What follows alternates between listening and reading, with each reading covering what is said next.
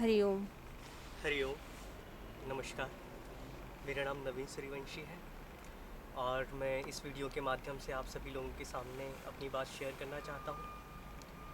हालांकि इंडिया में प्रेजेंट ना होने के बावजूद, मैं यहाँ अमेरिका से माइनस में टेम्परेचर होने के बावजूद आपके साथ कुछ ऐसे तथ्य शेयर करना चाहता हूँ जो बहुत ही महत्वपूर्ण है और गंभीर हैं।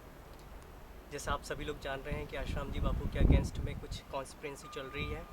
उस कॉन्स्पिरेंसी का मैं आपके सामने कुछ शेयर करना चाहता हूँ। हमारे शास्त्रों में भी बहुत अच्छे से बताया गया है, गुरुर ब्रह्मा गुरुर विष्णु गुरुर देवो महेश्वरा गुरु साक्षात पर ब्रह्म तस्मै श्री गुरुवे नमः। कबीर जी ने खुद कहा हुआ है, गुरु गोविंद दोऊ खड़े एकाके लागू पाए, बलिहारी गुरु आपकी गोविंद दियो बताए। तो कहने का मतलब ये है कि हमारे शास्त्रों ने पहले से ही हमें सिखाया है कि गुरु का स्थान ब्रह्मा विष्णु महेश से भी ऊंचा है, साक्षात पर ब्रह्म के बराबर है। जब जब हमारी धरती पर संतों ने जन्म लिया है, जैसे गुरु कबीर जी, गुरु नानक जी, गौतम बुद्ध जी, सभी संतों को उनका विरोध सहन करना पड़ा। हमारे गुरु नानक जी को जेल में डाल दिया गया।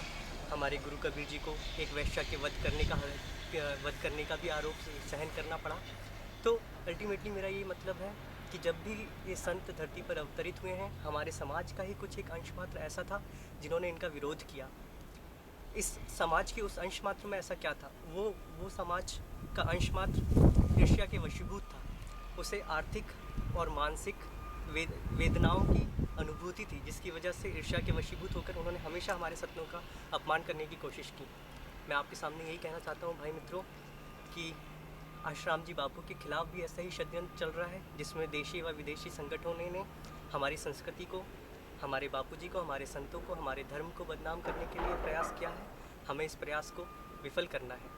मैं आप लोगों से यही कहना चाहता हूँ मित्रों कि आज पेड मीडिया के माध्यम से जो बापूजी के प्रति कुप्रचार चल रहा है, उसका विरोध हम कैसे करें, और मैं आपको यह बताना चाहता हूँ कि उन आरोपों के पीछे की सच्चाई वास्तव में क्या है।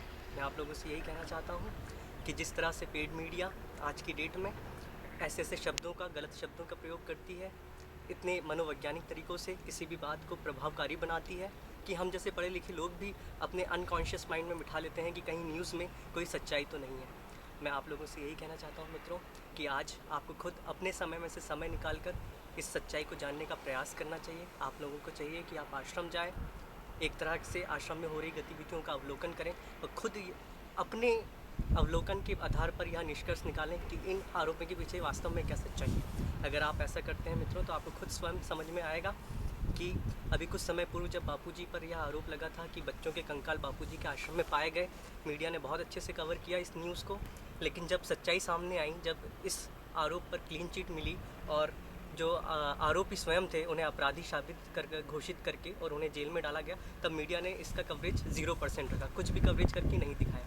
अभी का ही केस ले लीजिए, जहाँ पर मीडिया ने यह बताया कि बालिका के साथ रेप की पुष्टि हुई है, लेकिन जब एक्चुअल मेडिकल रिपोर्ट आई तब पता चला कि ना तो उसके साथ ज़ोर ज़बरदस्ती की गई और ना ही कोई रेप की पुष्टि थी। तो इस चीज़ को मीडिया ने अपनी पहली वाली बात को दोहराकर सच्चाई सामने लाने का साहस तक नहीं दिखाया।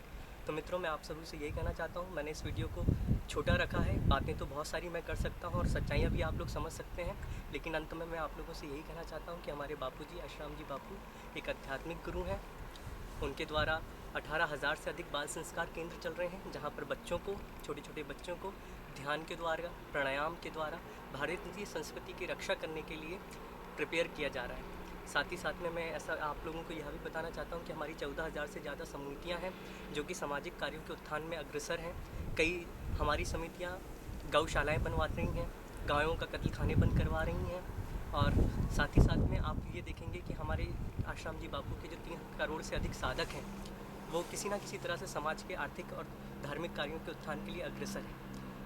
आपको यह जान के भी बहुत प्रसन्नता होगी कि हमारे बापू ही हैं वो जिन्होंने हमारे हृदय के अंदर बसने वाले अपने मातृपुत्र प्रेम को इस कर्तव्य परायणता को प्रत्यक्ष रूप देते हुए अपने सभी साधकों को आदेश दिया है कि मातृपितृ पूजन दिवस 14 फरवरी को मनाएं।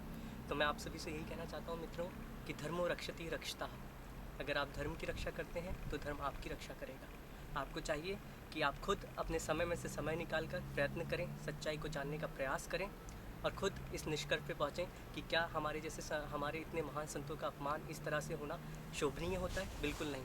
आपको खुद स्वयं में समझ में आएगा कि पेड मीडिया को इतना बढ़ावा देने की आवश्यकता नहीं है। आपको खुद प्रयास करना चाहिए कि सच्चाई क्या है और उस सच्चाई का अवलोकन करना चाहिए।